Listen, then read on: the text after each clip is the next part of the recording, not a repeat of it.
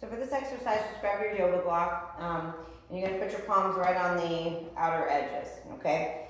So for the first time we do this, let's stand with our feet just about hip distance apart, maybe even the inner blades all the way together, okay? But if you need a little bit of space, put your feet hip distance. So the arms come straight out in front at shoulder height.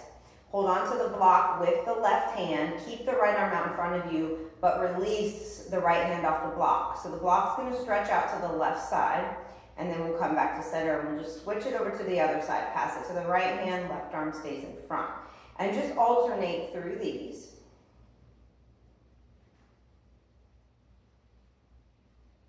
Maybe 3 each way, and make sure to go slow and steady.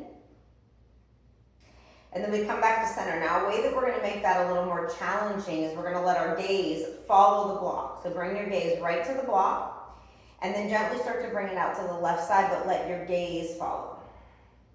Come back to center, and we take it over to the other side.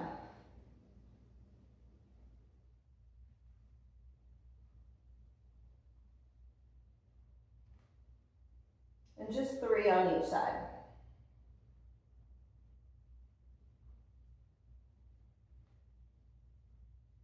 Now, if that's good enough, if you feel yourself a little bit unsteady already and that's challenging enough for you, just stay with that. If you can bump it up and make it a little bit harder, what we'll do is we'll take our feet. So I'm gonna take my right foot and place it in front of my left foot, which means I'm heel to heel alignment here.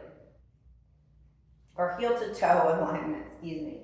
So it's already making it a little more challenging just to stand here, right? So we're keeping the core nice and tight. And we're gonna start that again. Right foot is in front of the left with my left toes just touching the back of my right heel. So now I'm not gonna follow my gaze with the block, but I'm just gonna do what I did in the beginning with that hip distance stance and pass it 3 times each direction, nice and steady.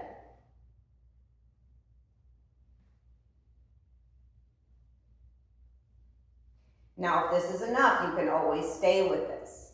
Or if you're able to up that challenge just a little bit, let's start to take the gaze and we start to bring it out to the side, back to center.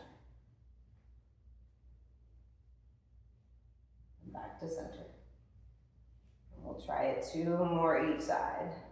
Much more challenging in this stance, so feel free to bring your feet to hip distance if that's what you need to do, or if it's challenging enough without the gaze following and staying in this staggered stance, then do it that way. You just start to find where you progress and then build from there. So that's it on the right side, and we'll just do it 1 time on the left side, bringing the left foot in front of the right, allowing the right toes to come just to the back of my left heel. I'll rise it up out in front. And gently start to take it over to the left side. Oh, I'm following it with my gaze. So don't follow it with your gaze first off on this one. We'll just go for 3 each side.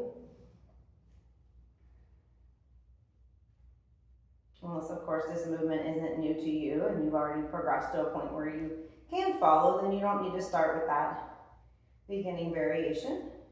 Now we'll see though if we're ready to follow the gaze with the block. So we just want to keep it nice and slow.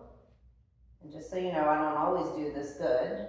I'm having a good day, lucky day. The body's like that. So some days the balance is crap, for lack of a better word. And sometimes our balance is better. There's a lot of variables, but it's something that with consistent practice and consistent attention, we can start to slow, that decline in our ability to have better balance, because as we age, it's one thing that goes. So I hope you enjoy that.